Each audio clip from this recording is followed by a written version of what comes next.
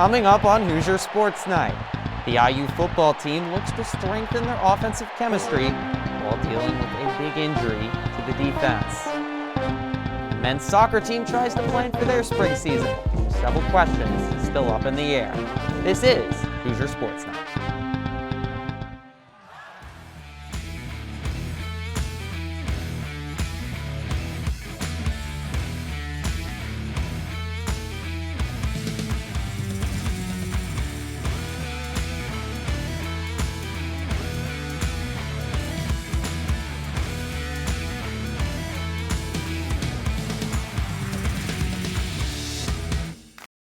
Hello and welcome to Hoosier Sports Night. I'm Griffin Epstein. You see all of those great sports teams, full stadiums in the intro, the little 500 with all the bikers. I've seen all the bikers around Bloomington, but man, I want those sports back in Bloomington with full stadiums. And just a reminder, wear your mask, social distance, and we can have a normal fall season, normal sports season real soon.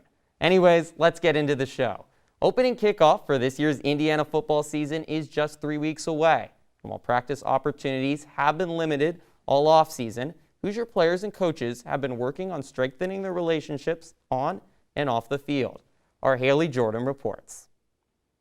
Indiana football has certainly experienced some change this season, from not even having a season to having one, from in-person summer practices to halting practice, and having Michael Penix Jr. step in as the official QB1 after coming off of an injury last season. But the changes haven't affected Penix. It's not really much difference. We always found ways to prepare and just get ready for this moment. We were always ready, and we made sure that whenever this time came that we were going to be ready. And ready he is. Got to be out there for my guys. Just find ways to make plays all the time. Make the smart play as well to make sure that I'm protecting myself so that I'm there for the team. To ensure that Mike Penix is ready for his season as new offensive coordinator and quarterback coach Nick Sheridan. Although Sheridan has known Penix for a while, he now gets to see the potential of improved and now healthy QB every day at practice. I think one of Michael's biggest strengths as a player is the game is slow for Mike. He makes quick decisions. He's able to see the field. It doesn't take him long to grasp concepts. And I credit, his upbringing, the people that have helped him along the way. And even after a short time together, Sheridan calls Penix and the other quarterbacks family. I was with him freshman year. He was the quarterback coach. He was offensive coordinator. Last year, he moved to the tight ends. We still talked a lot. He still, knew everything that the quarterbacks had going on. So it was always a good connection. I guess the only difference really is that he's just calling the plays.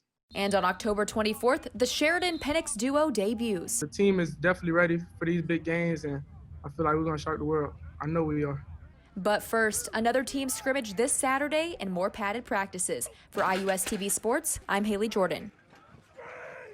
Indiana's offense took a step forward last year, and the team is hoping that a healthy Michael Penix can help the Hoosiers with a challenging Big Ten schedule.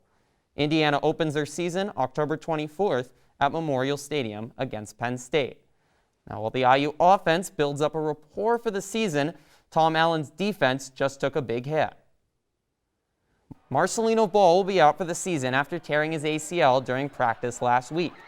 The fifth-year senior has started the hybrid linebacker safety position of Husky the last 2 seasons. Ball led the Hoosier defense in quarterback hurries last year and had the second most tackles among returning Hoosier players. Ball has been a staple of Indiana's defense the last few seasons, filling a unique position on the football field with his extraordinary athleticism.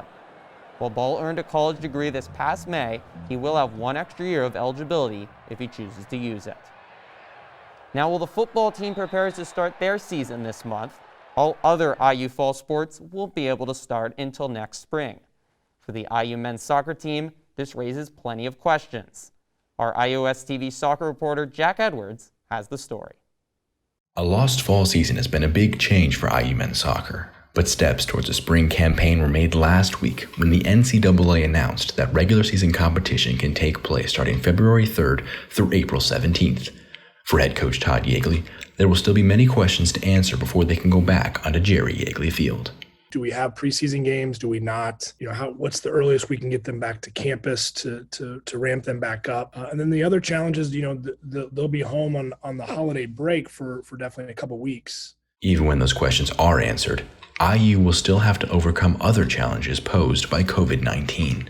It's been difficult. Yeah, that we haven't, a lot of the things that we would be doing away from the field has been limited, whether it's individual meetings, team meetings, stuff that you do when you travel. Top Drawer Soccer placed the 2020 recruiting class at #1 in the nation, and Coach Yeagley sees the benefit of a full semester before competition begins. To get them ready in 2 weeks, not only to evaluate, to see where they are physically, mentally, and then make decisions on them playing in games in a traditional year is really challenging. Even in a different season, Coach Yeagley still sees the potential for learning. But having a championship season in a really nice climate, I think it will take out some potential road hazards, if you will, in a very important time. For IUS TV Sports, I'm Jack Edwards. With IU soccer not starting their season until spring 2021, the only Hoosier soccer on the pitch is with IU alums.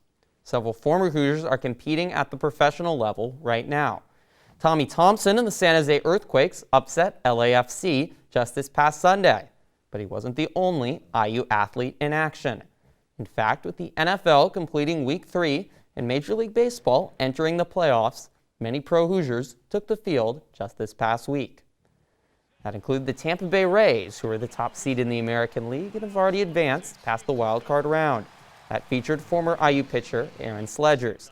Meanwhile, the Chicago Cubs won the National League Central with former Hoosier catcher Kyle Schwarber hitting a home run, along with another former Hoosier catcher, Josh Fegley. And hey, Chicago's other half, the White Sox, also made the postseason, but they left former Hoosier pitcher Jonathan Stever off their postseason roster. On to the NFL, where offensive lineman Dan Feeney and the Chargers offense was unable to get much going last week, losing to the Carolina Panthers. Another IU grad from the front five was Wes Martin, but his Washington football team didn't have much luck either, falling to the Browns. However, there was a victory for an IU alum last week as Roger Saffold helped Ryan Tannehill and the Tennessee Titans step up when it mattered most, completing a thrilling come-from-behind victory over the Vikings. 2019 IU football graduate Nick Westbrook also picked up his first NFL target after signing with the Titans as an undrafted free agent this spring. But after the Titans completed their thrilling victory to go to 3-0, there was some bad news this week, as a couple Titans tested positive for COVID-19, and their game next weekend with the Steelers has been postponed. And that's our show for this week. Thanks so much for tuning in.